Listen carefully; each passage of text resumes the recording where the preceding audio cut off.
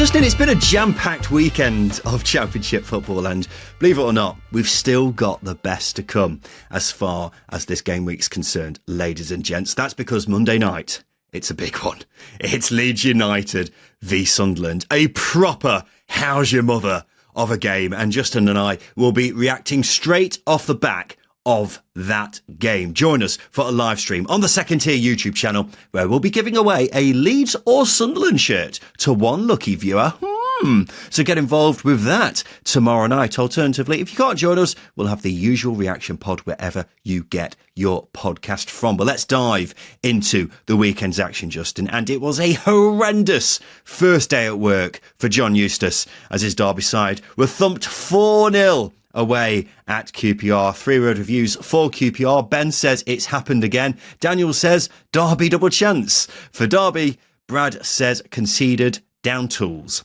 I hate playing QPR in London, Justin. Bobby Zamora us, they relegated us, and now the first manager I've been excited about in years, they spank him 4-0. Just leave us alone. They've got this uncanny habit of making Derby fans miserable when the big moments arrive, don't they? And obviously this one being the start of a new era. John Eustace as well, in losing his opening game against QPR, became just the second permanent Derby manager, to lose his first game in charge since Nigel Clough was appointed in 2009. Do you know who the other one was, Ryan? Since 2009? Yeah. Nigel Pearson? No, Wayne Rooney. Good times. Okay, that does make sense as well. Yeah, I will also take some of the responsibility for this result, because my dad did his usual routine of asking me, who plays for the team Derby are playing? And he goes, they've got that Elias Chair, haven't they? And I said, yeah, well, he's not actually played that well this season. And he hasn't. I think I saw a stat that he had the most shots without scoring in the entire division this season. So obviously, cue him having his best game of the season. But yeah, this was a bad day at the office for John Eustace's boys, wasn't it, Justin? Yeah, and that's what it felt like, just a really bad day at the office. I think sometimes you can just have a poor game. And this felt like that was the case for Derby. And I think just timing-wise, it came at the time when it was John Eustace's first game in charge. And the reason why I say that, it just felt like a bad day at the office, because everything went wrong that could have gone wrong. You look at Portsmouth getting panned by Stoke earlier in the season. But it was 6-0, wasn't it, at Bet365? 6-1. 6-1. We won't do Portsmouth a disservice there, but then it wasn't as bad as things were probably made out in that game. Stoke haven't gone up to the top of the table after winning 6-1, and Portsmouth haven't plummeted to the bottom. You can have a bad game, and it felt like that was the case here. And that was personified by Derby starting the game well until a very, very instinctive moment from Elias Chair, and I think from Derby's perspective, there was just too many players off it. Zetterstrom in goal was poor. Ibu Adams was terrible. Sondre Lancaster, the absolute brute of a centre-half who's come in, was really off it. And so too was Matt Clark, his defensive partner. So, yeah, just too many having a poor game. Was it down to Eustace? No, it's just bad timing. Yeah, I think that's fair. Ibu Adams came out afterwards and apologised to supporters, and it's understandable, because I imagine a lot of Derby fans will be concerned after this. To be fair, I don't think it was a 4-0 kind of game, but still, it's a tough one for John Eustace to take after how much of a spotlight there's been on him after the past week. And he admitted after the game he was really disappointed. In fairness, he had only had 1 or 2 training sessions with his players before this game. So that you can make your excuses for him. But from a Derby perspective, it is 11 games without a win now. And it does make me wonder whether John Eustace has underestimated how big a job he's got on his hands at Derby, Justin, because he wouldn't have taken this job if he didn't think he would keep Derby up. But may he live to regret that, do you think? Well, given how well Blackburn have responded to him leaving, potentially. But I think John Eustace will be aware of the problems that face Derby and the players going forwards. If you look at how well they are defensively on a normal game, that's a strong foundation to build on. Going forwards is where it all, is where the problems, like you mentioned, having time to train and coach the players. 1.5 sessions, if that, because obviously you got to include the day's travel on the Friday. And Derby do have a good manager in place now, so there's no hiding for the club. There's no hiding for the players. So if they do end up going down, I don't think that's down to John Eustace, because I think when you look at the inability to add creativity to that Derby team over January. That's where the problem lies, because I think despite Paul Warne, me not rating Paul Warne at all, I think I would even argue that he was dealt a bad hand recruitment-wise. So Eustace's biggest test here is essentially turning diamonds out of raw sewage going forwards, because that's what Derby look like at the moment. Yeah, well, that's definitely fair. I think, for me, all the fingers for this bad run have to be pointed at Paul Warne, because Derby have now scored 1 goal from open play in their last 8 league games. That is astonishing, isn't it? But it's because the reason I made the Paul Warne point is because these players have just completely forgotten how to play football. All they know what to do is just hoof balls down the channels. They're stuck in this mindset now, and it's going to be really difficult for John Eustace to coach them out of that. But they need to, because they need to look after the ball better. However, I do think maybe Eustace has underestimated how poor the attacking players are, as you were just alluding to then, Justin. Nathaniel Mendez-Laing is the Dwight Gale of League One. He looks unbelievable in League One, looks completely lost at sea in the Championship. Jerry Yates has looked very low on confidence for a while now. And I genuinely think in terms of game time per performances, Caden Jackson is the worst player I've ever seen in a Derby shirt. Considering only 4 other outfielders have played more minutes this season for Derby than him, he is appalling. But look, the bottom line here is, Justin, Derby are in serious danger of going down, and John Eustace has only got 13 games left to save their season. That's not long at all for him to turn things around, is it? No, it isn't. It isn't. And I think the worrying thing with this game in isolation is it was as attacking of a starting 11 as you could have got from a Derby point of view. You've got Mendez-Laing, Marcus Harness, Salverson, Jerry Yates all starting the game, and Derby offered next to nothing going forward. So I think that's the real issue.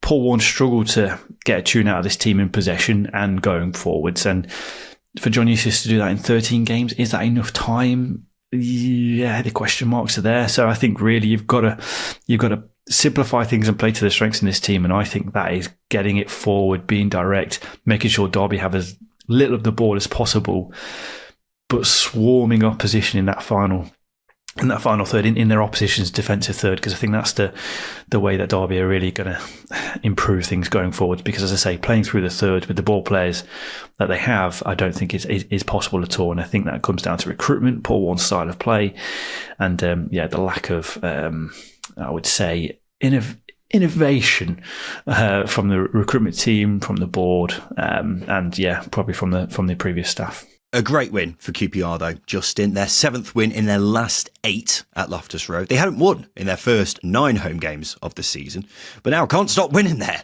They sit 13th, but are only 4 points off the playoffs because it's so congested in that top half. And you were saying in Friday's show, Justin, that you don't think they will get there, the playoffs, that is. Are you standing by that even after this impressive performance?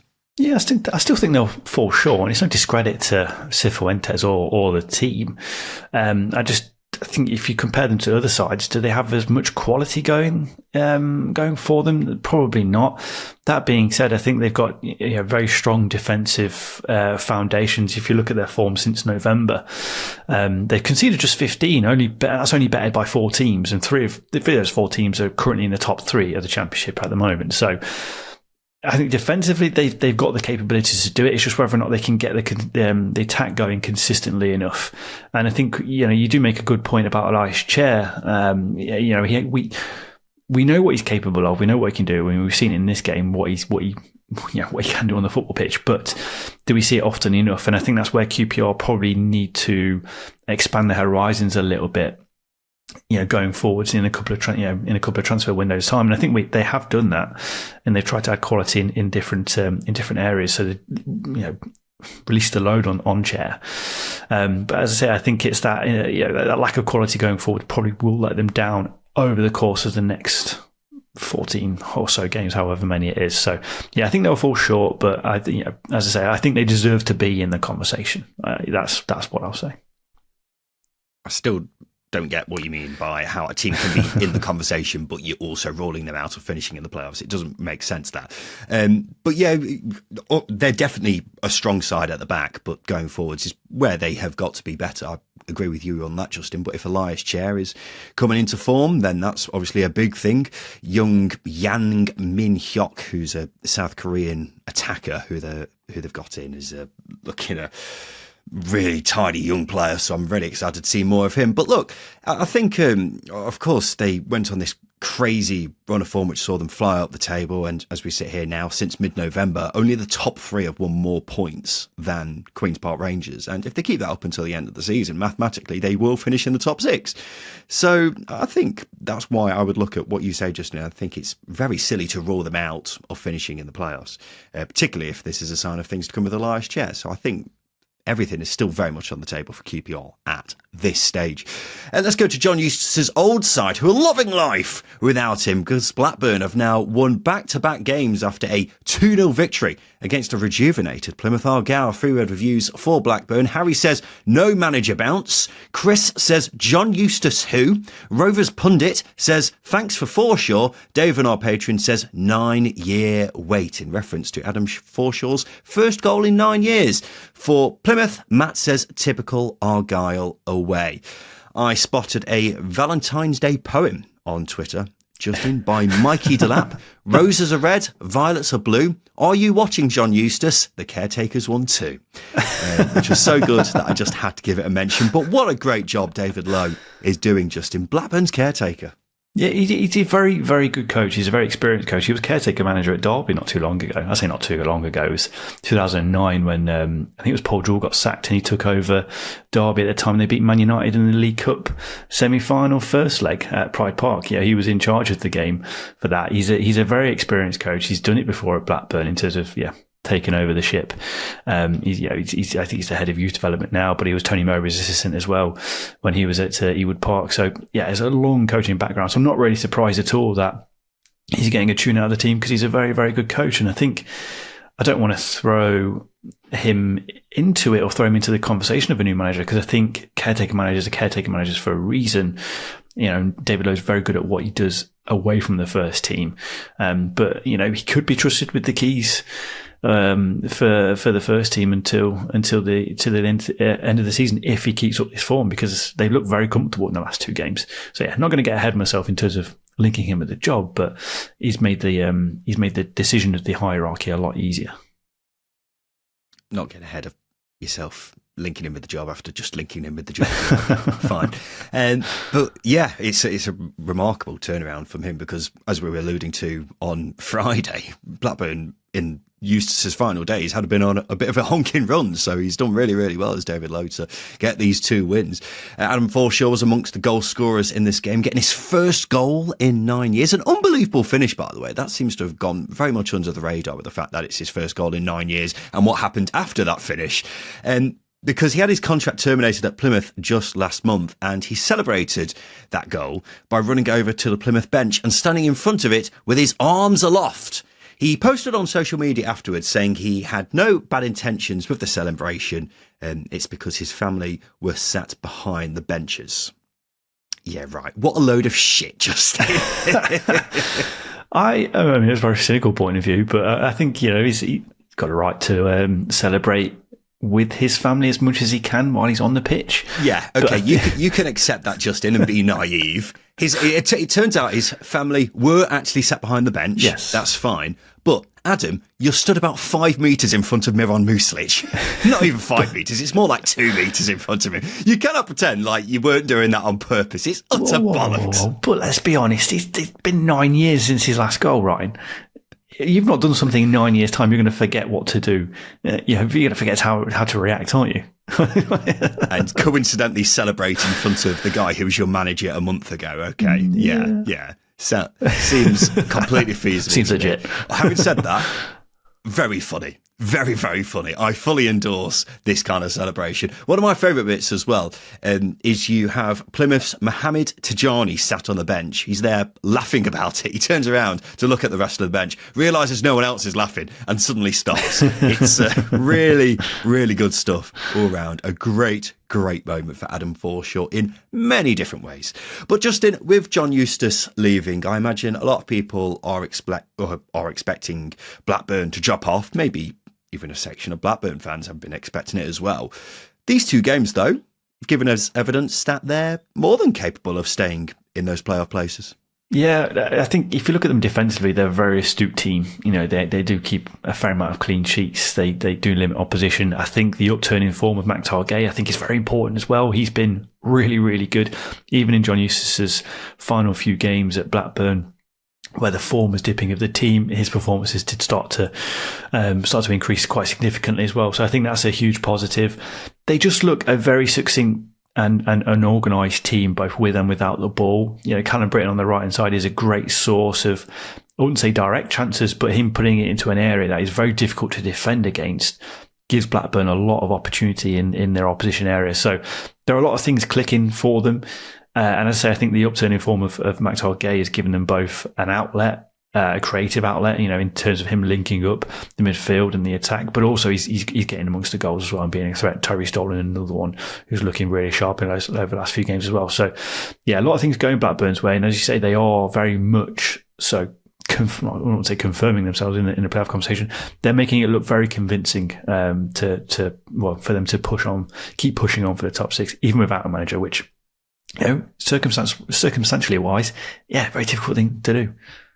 Yeah, it certainly helps having a manager in my experience. But look, if they stick to the principles that John Eustace has put in place this season, then why can't they finish in the top 6? Because they're a unit who keep things tight, fight for each other. They don't have as much individual quality as most other teams immediately below them, I would suggest. But being a unit goes a long way. That's how Luton and Huddersfield each got to playoff finals in the last 3 seasons, by being that.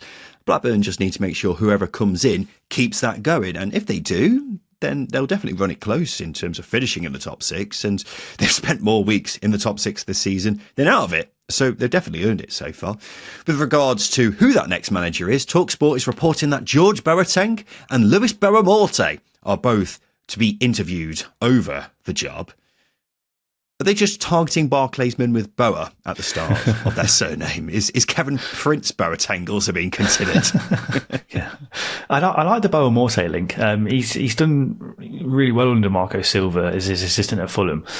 George Boateng is an interesting one because I look back at his coaching career and it's, you know, not exactly. He was at Coventry earlier this season, wasn't exactly. But I know he's been in a couple of jobs since then. So, you know, it's a bit of a left field, a couple of links, but Lewis Berramorte, I think I would be quite intrigued with it, especially Fulham's evolution over the past couple of years. I'm not saying it's all down to him, but he's obviously played a big role in it. So, yeah, and very experienced players as well, which is always nice. And, you know, you do get that nostalgia hit, considering, George Boateng less so, but Lewis Berramorte definitely so. Oh yeah, prime Barclaysman. Loved Berramorte back in the day.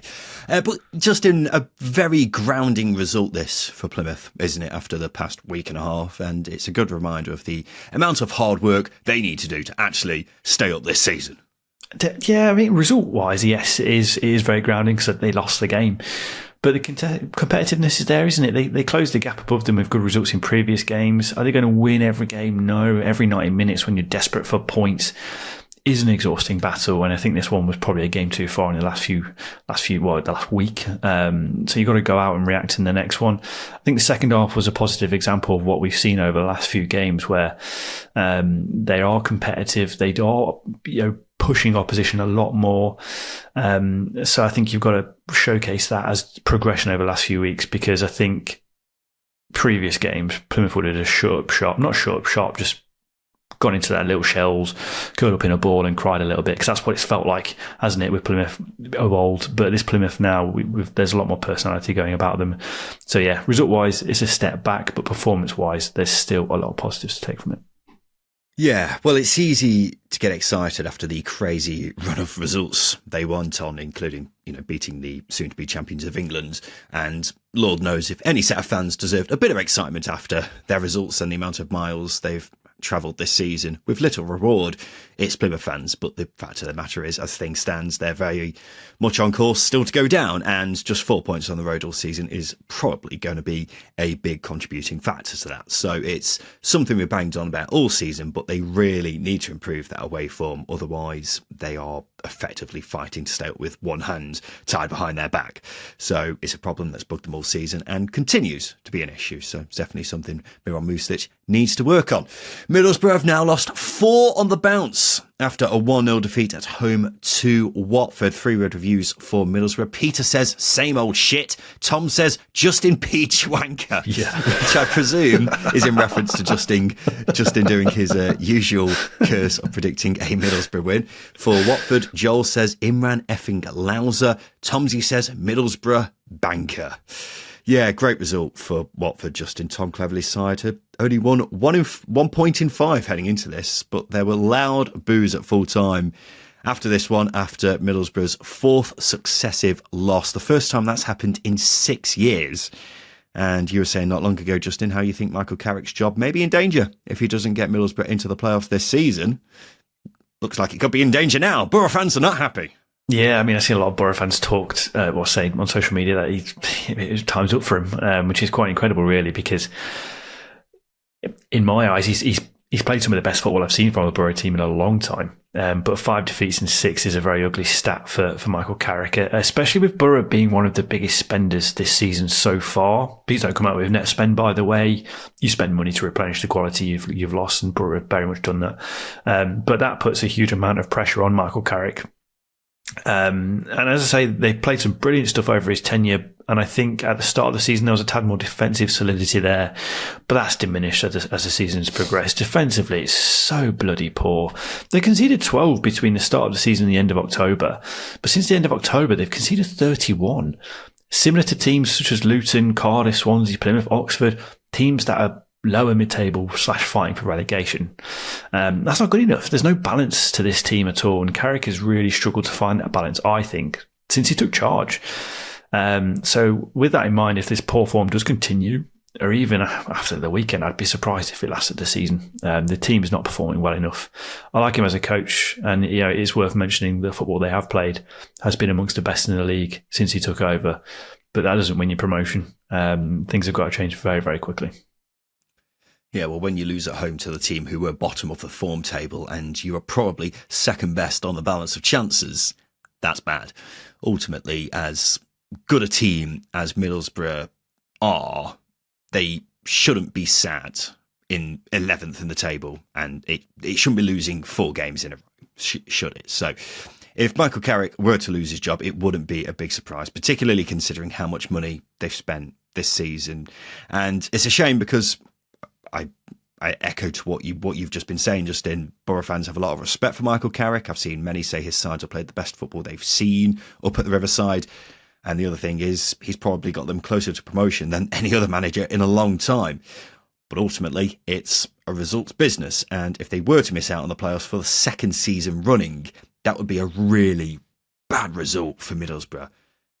They can't afford to be doing that when they've splashed £8 million on Morgan Whittaker plus various other players. So there needs to be results, and I imagine the Middlesbrough hierarchy know that, and also may think time is running out to save a playoff place. So, one final thing to add as well. For a club like Middlesbrough, there's some bloody good managers available. Steve Cooper, Gary O'Neill, Russell Martin, Rob Edwards, some good names there who won't be available forever. So there's a lot more reasons for Borough to change manager than to stick, unfortunately, I would say.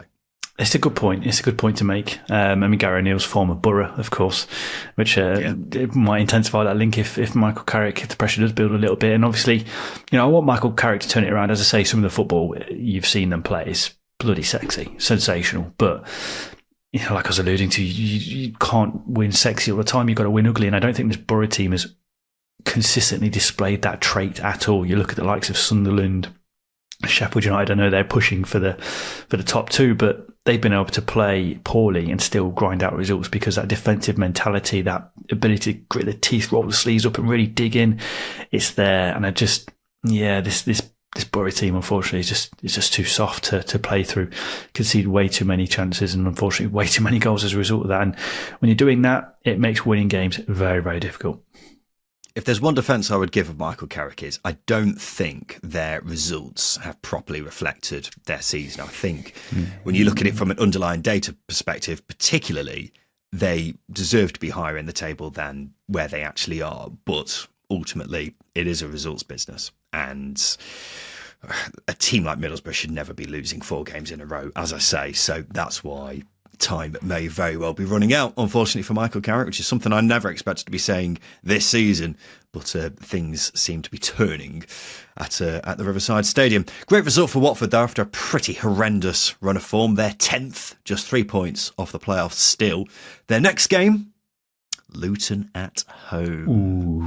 Ooh, that is juicy, ladies and gentlemen. But it's now time for us to have a look back at how our picks got on in the second tier preview show, brought to you by SBK, starting with our bet builder, which was on QPR v Derby, and a £10 stake was due to return £80. And we had a stinker because we had Derby, double chance.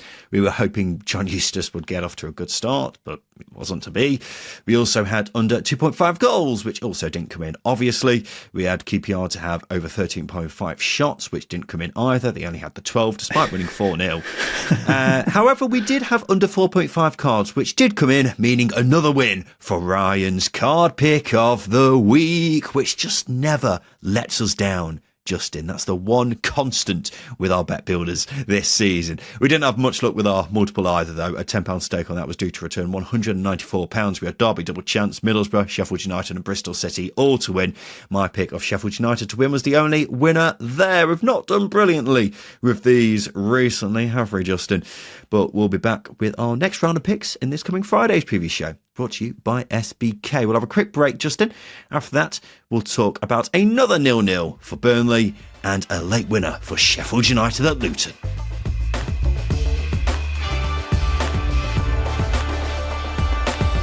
Welcome back to the Second Tier Podcast, and it's now time for us to reveal the winner of our latest edition of Jameson's Weekend Hero. And every single week, we are asking you to nominate a fellow Championship fan that you believe deserves recognition. Now, that could be someone who drove you to a recent away day, or it could be a friend or a relative who got you into supporting your club in the first place. Whatever it is, we want to find out. So to nominate your Jameson Weekend Hero from this weekend, send us a voice note right now on WhatsApp explaining your nomination. The number is in the show notes. And of course, if we pick you, you'll win a bottle of Jameson to share with your winner. Now, you may be familiar with the person who's nominating this weekend's Weekend Hero. That's because it's Sunderland fan David Cartledge, who you may have heard on our European football show here at Stack on the Continent. He's getting in touch because he wants to nominate the Sunderland Community Soup Kitchen. And here's why. Hi lads, David AM for today's Weekend Hero. I'd actually like to nominate a group of heroes. It's Sunderland Community Soup Kitchen. The Sunderland Community Soup Kitchen, it's a small grassroots charity that provides food parcels, basic necessities to families in need in the Sunderland and Tyne and Wear region. Sunderland as a football club, they've also acknowledged this as well, and they've shown their support to it, and so have many, many fans, especially over the festive period as well, when demand was even greater. I think this further emphasises the important link between the city's football club and the community, something that is so paramount for us up here in the North East. Their efforts continue to stand out, and it's one of the most deprived areas of the UK, in the Northeast, and the fact that the amount of work that they do, it's just remarkable, and the need for it and the demand for it only grows. They're a special group at the kitchen and continue to do us Mackhams proud. How are the soup kitchen? How are the soup kitchen, Justin? How about that? Yeah, no, it's brilliant. And it goes to show that it really does highlight the importance of football clubs in communities. And I think something the club itself latching onto this and really driving it home, I think is really important. So yeah, brilliant initiative. Yeah, they do. Initiatives like this are huge for communities, aren't they? So, football clubs getting involved and doing their bit with them, only puts a spotlight on them, helps them grow, and hopefully this helps with that as well. So let's raise a glass of Jameson Ginger and Lime to the Sunderland Community Soup Kitchen. And Justin and I are now going to have a swig to honour then being inducted into the Jameson Weekend Hero. Oh, excellent. So remember to nominate your Jameson Weekend Hero. Send us a voice note right now on WhatsApp. It just needs to be about a minute long. The number is in the show notes and you could be next week's winner. You must be over 18 to enter. UK only, and T's and C's apply. Let's go on to some more of the weekend action then, Justin. And Burnley have now had more goalless draws in the season than any other championship side since 2008. It's after their game with Preston finished 0-0. A very predictable result, Justin, because they're two of the sides who have seen the fewest number of goals this season. Oh, yeah, it's incredible, isn't it? I guess it depends which side of the fence you sit on with this. Are you cynical or are you not cynical? I think if you look at this game from a Burnley perspective and go, yes, very predictable. Yeah, Lyle Foster spooning 2 chances for Burnley really doesn't help matters. You know, the first half, he had a similar one a couple of games ago, but the first half where he blazed it over from a really good angle, and obviously second half he hit the post from again a very good angle. I think this was a case of a really poor day in front of goal, but yeah, from a Preston perspective, they'll take a 0-0 result against a high flyer in the Championship. But yeah, Burnley's clean sheet train just keeps on chugging along. Yeah, it does. It does. I think that was a very fair assessment of the game, Justin, but it has been overshadowed by an alleged racist remark by Preston's Militant Osmajic aimed at Burnley's Hannibal Medri. The game was stopped for several minutes in the second half after Hannibal reacted furiously. In a post on Instagram, Hannibal said, "I will not be silent about what happened today. I will always call out racism whenever I hear it or see it." Burnley say they'll offer their full support to him, while Preston say Osmajic strongly denies making a racist comment. A complaint was registered with the match officials, and so we'll see what happens next in the coming days. Worth mentioning, though, these two are playing each other again in 2 weeks' time in the FA Cup.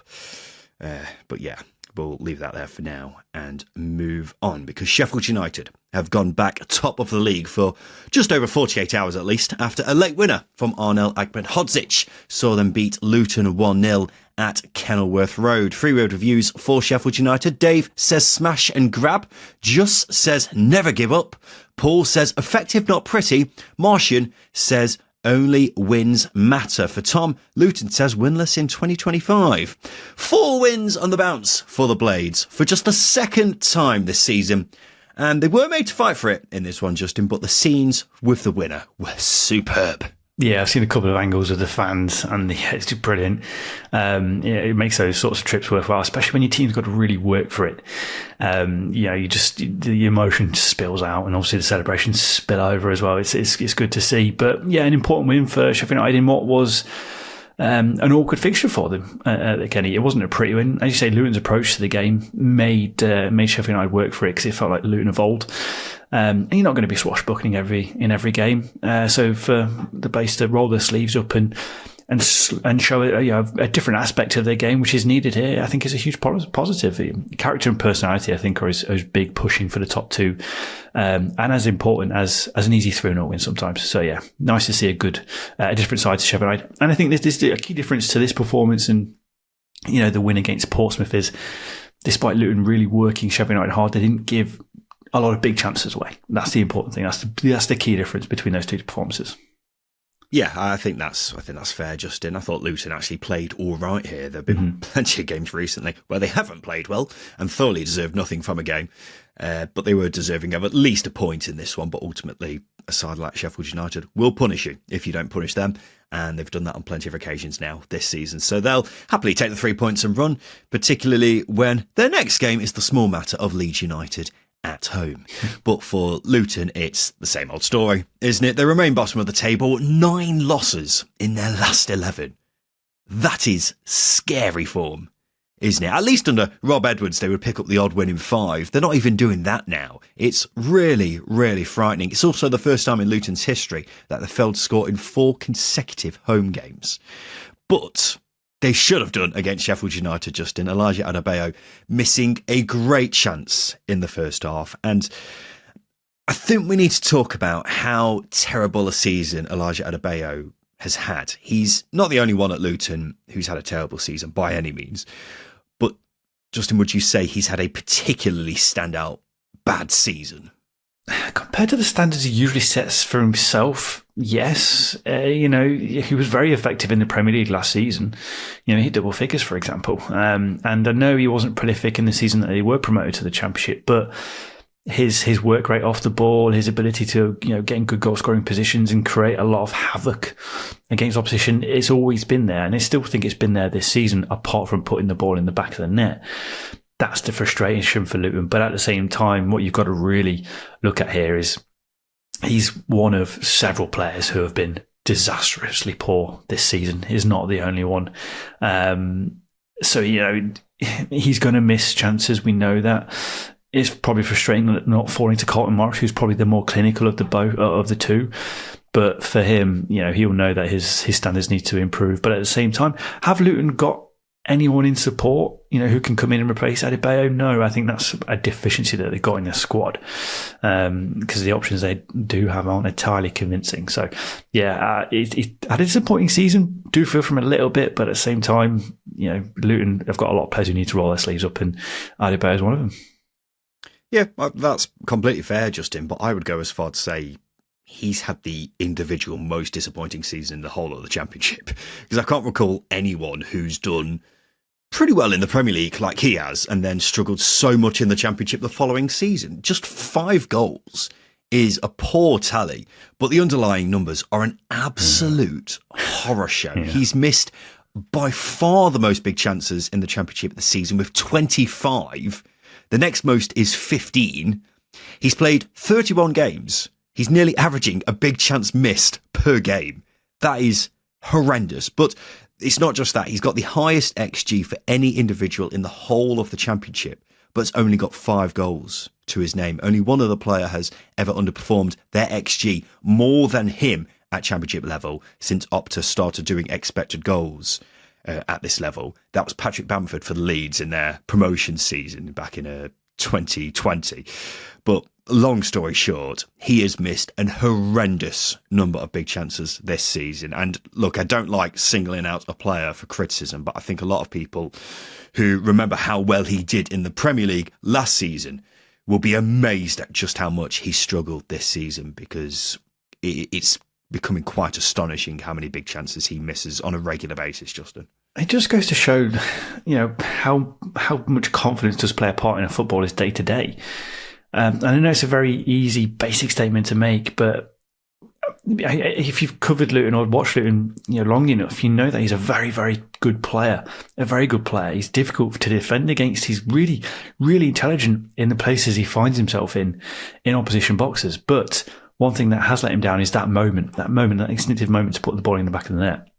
And obviously the numbers he's posted this season in terms of missing chances is frightening.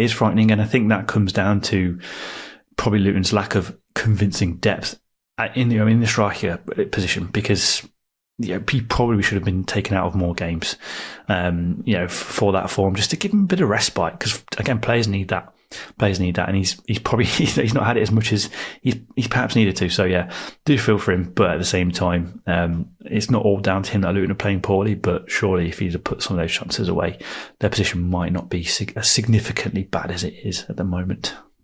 Well, I know it's unrealistic to expect someone to score 25 big chances, but you add on another 25 goals to the 30 that Luton have scored this season. Different position. That's significant, isn't it? So that just goes to show how much he's misfired this season. It's a bit strange, really. He's like an opposite of Dwight Gale, isn't he? He does well in the Premier League, but struggles in the Championship. It's crazy, really, how someone could be that way around. But this is where we are.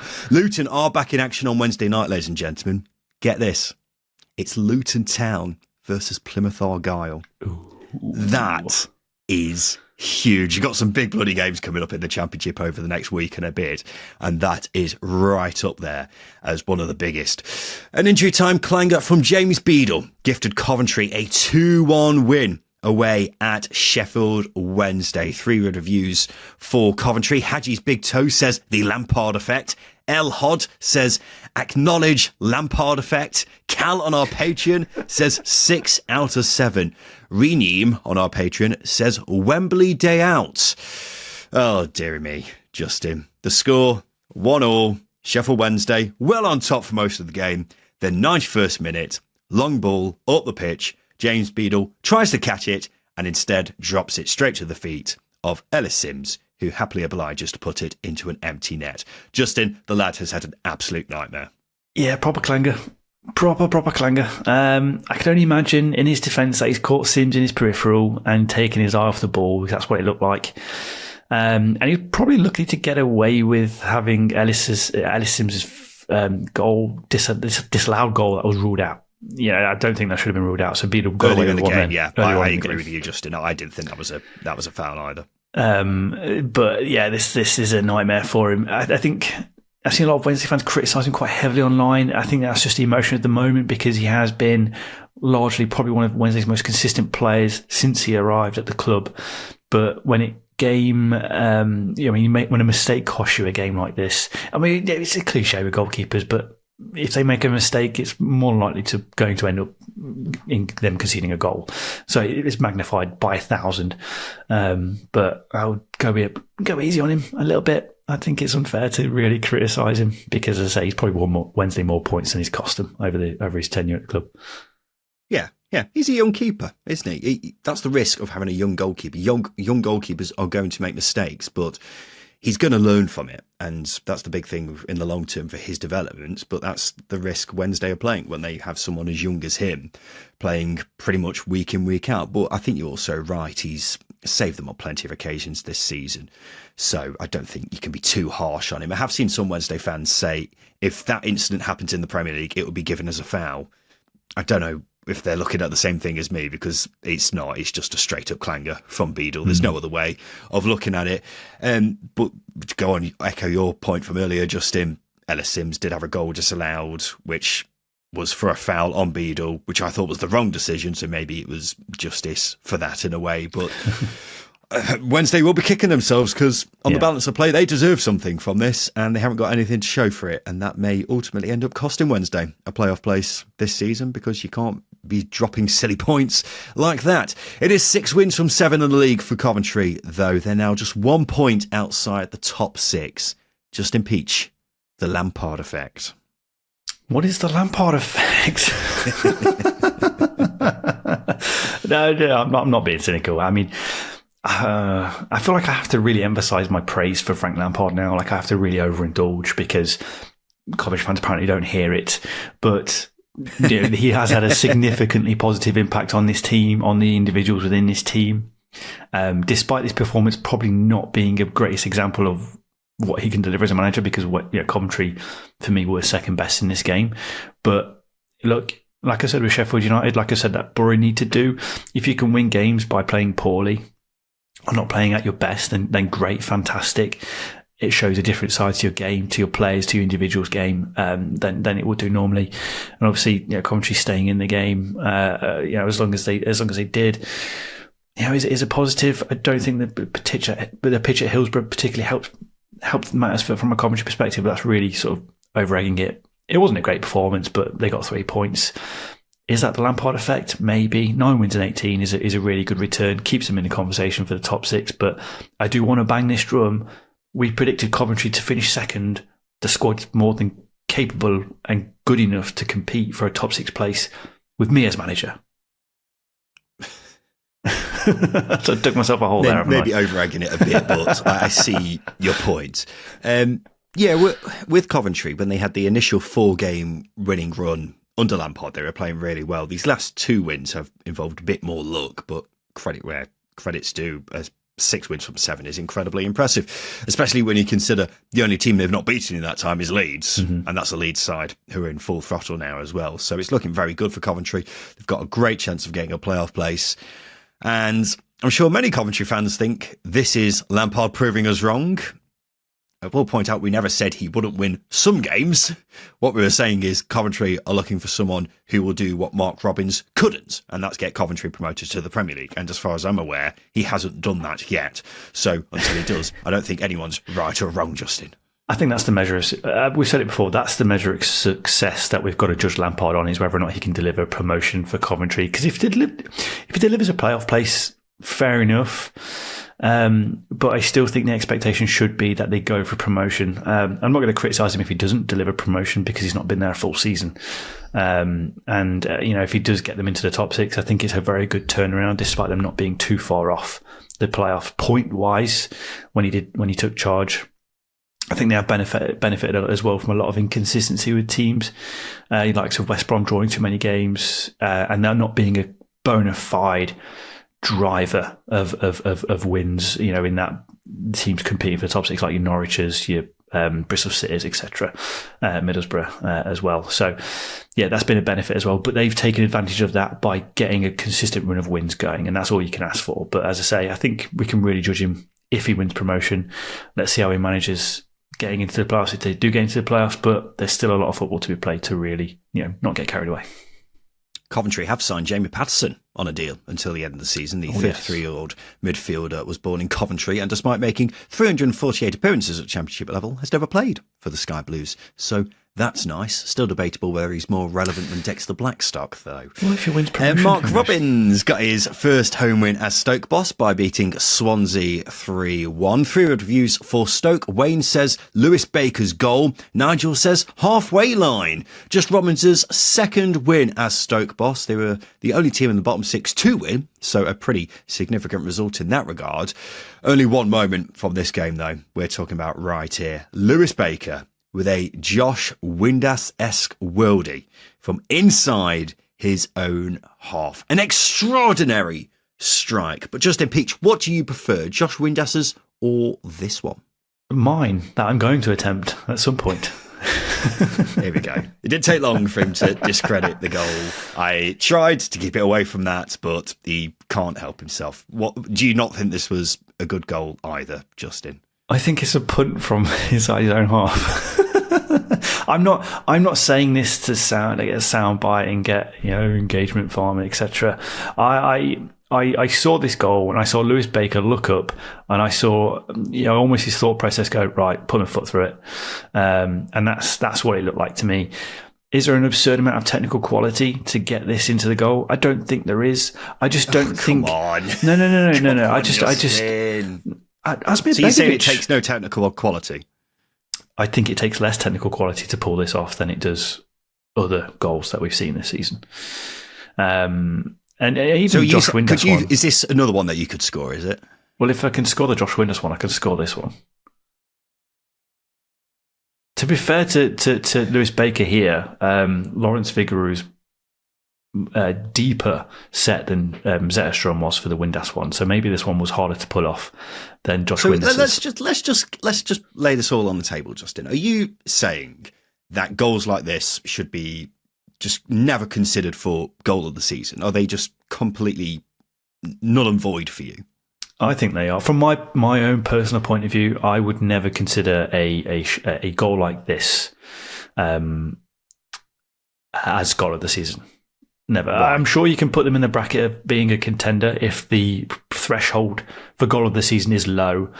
But a footballer kicking it far isn't exactly groundbreaking technical quality or technical, mind-blowing work. But you've got to take into account the audacity of having to attempt it in the first place because it's audacious. Yeah. But I think your probability of scoring a volley, I think the threshold goal that I look at is Brad Potts for Preston a couple of years ago. That ridiculous scissor kick that he pulled off. George Baldock did the same for Sheffield United, where you've got to catch the balls perfectly to get them in the goal. I think the probability of scoring that is much harder than the professional footballer kicking it very far. If I'm being absolutely honest, very cynical view. I get that. No, because you're just saying like they're just hitting it as hard as they can. You've got to measure it over the keeper and make sure that it doesn't go over either. Yeah, but again, they're kicking it as far as they can. There might be some measurement in it, but if you were to say, if Lewis Baker was to switch a ball perfectly from one end of the pitch to the other, that's measured. His goal here might well be measured, but is it of a technical quality where I'm going, oh my God, my mind is blown. I can't believe what I've just seen. No, I've seen better goals this season. I feel like you've gone too far with this. I think initially it was just you not rating these types of goals as much as other goals, but now to justify yourself, you're just entirely discrediting them. You like Matt Letizia, he started off by just saying he didn't want the COVID vaccine. Now he's tweeting that tap water's turning our dogs woke. It's a slippery slope, Justin. I don't believe that tap water's doing that to our dogs yet, but who knows? Unbelievable, ladies and gents. It's an unbelievable goal. That's what I'll say to balance it out, because I think the Windass goal and the Baker goal are both astonishing strikes of a football. Justin Peach can disagree, but that's because he's very, very silly. And the final game we'll discuss from this past weekend saw another goal for Josh Sargent at Norwich as they drew 1-1 away at Hull City. Forget anything else that happened in this game, though, because the main moment from this game was there was a squirrel on the pitch, Justin. An actual squirrel was running on the pitch when that goal was scored. Incredible scenes. I don't think people quite I mean, this should have been top of the running order, to be honest. I don't think people quite estimate. Oh, I tried, Justin, but I got silenced by producer Tom, who said, no, he's an extra fan, ladies and gents. He wanted the Plymouth defeat to be as high up in the running order as possible. I got silenced as usual. Let's throw him under the bus. But it's a big deal. This is huge, people. This is fucking massive, because where are the trees? Where are the trees? Squirrels always in trees. I walk my dog a hell of a lot, 3 times a day. There are squirrels everywhere on our walk. Trees everywhere. How's this squirrel got into the... it's not the KC anymore, but you get the point. How have they got into the stadium? How's it got into the stadium? Who knows? Also, from a technical point of view, this squirrel's nailed the art of a modern-day wing-back. on the touchline, making the pitch as wide as possible, getting into space and taking the marker away. Really positive stuff. You cannot dumb that down. Incredible. He's affected more games this season than Caden Jackson has at Derby, I can tell you that much. But yeah, I think in fairness to the squirrel, if my memory serves me correctly, the KCOM Stadium at Hull is it's surrounded by a park, isn't it? Yeah, so I'm guessing that's what's happened there. And maybe he ran into the stadium, mistook Shane Duffy as a tree, and thought, there we go, I'm in safe ground here, and then got to get a bit closer and realised he wasn't a tree, Justin. Lovely bit of squirrel. You know what? It's we don't get a lot of. That's what it is. We don't get a lot of wildlife in the Championship, and this just adds to the craziness that this league is. It's just the league that keeps on giving. Yeah. What was the last wildlife animal we had? Can any listeners please contribute to this, because I feel like this is a great thread to really dive into at some point. Maybe, yeah. We'll see what people come up with. I'm trying to come up with more squirrel Birds puns, don't but it's count. actually quite hard. I'm just stuck with nuts at this stage. Not for the first time. Hey, Justin, let's do the polls. It's the part of the show where we give the listeners 3 questions on Twitter. Just want to get their thoughts on everything to do with the Championship. So the first question we asked them was this: which of these managers would you take at your club? Steve Cooper, Sean Dyche, Russell Martin, or Gary O'Neill? Not Russell Martin. Depends what you want. I think if you're going to stay up and thrive in the coming seasons and get promotion, Steve Cooper and Sean Dyche are the two managers you want, because they've got the experience of doing it. I'd go with Sean Dyche because he's gravelly voice and he likes rock and indie music as well. I'd go Steve Cooper. I think he shouldn't really be managing at Championship level anyway, and I think the job that Ruud van Nistelrooy has been doing at Leicester since kind of shows that actually he was doing all right. So probably deserves another job at Premier League level, but won't get it. So any Championship club who gets him, I think, will be getting a cracking manager. 37% of people said Steve Cooper, 29% said Sean Dyche, 23% said Gary O'Neill, 11% said Russell Martin. Next question: will John Eustace keep Derby up? Yes or no? Yeah, of course not. They're going down. I have faith that he will. I don't know if that's Ryan, neutral Championship podcaster talking, or Ryan, deluded Derby fan talking. Derby fan. Time will tell. 68% of people said no, 32% said yes. And finally, what's your preferred type of bread loaf? Brown, white, best of both, or granary? Oh, best of both, just brown bread. Is it not? No, I'd say it's more white out of the two, but it's all the goodness of brown while having this same old taste of white. Don't get it myself. I love brown bread. I think brown bread just tastes better than white bread. Granary bread, I don't know. bit too bitty for me. Far too bitty. I prefer brown. Brown's always been my favourite as well. But not of the listeners, Justin. 54% said brown, said white bread. Sorry. 19% said granary. 14% said brown. 13% said best of both. So that's our bread choices of our listeners, ladies and gents. And this has been the Second Tier Podcast. But if you're a Patreon subscriber, don't go anywhere. We've got the extended edition of the weekend show coming up, which we like to call Zamora Time. We'll be talking about the Seven-Side Derby, the end of a losing streak, and a long-awaited return. If you're not a Patreon subscriber, sign up to get Zamora Time in every single weekend show. Head over to patreon.com/second tier. Link is in the description of this episode. We'll be back again tomorrow with our reaction fresh off the back of Leeds v Sunderland. Make sure you join us for our live stream on our YouTube channel to that game, where, a reminder, we're giving away a Leeds or Sunderland shirt to a lucky viewer, so make sure you get involved in that. But otherwise, we'll see you again tomorrow for the Second Tier Podcast. I've been Ryan Dilks. I've been Justin Peach. And a big thank you for listening.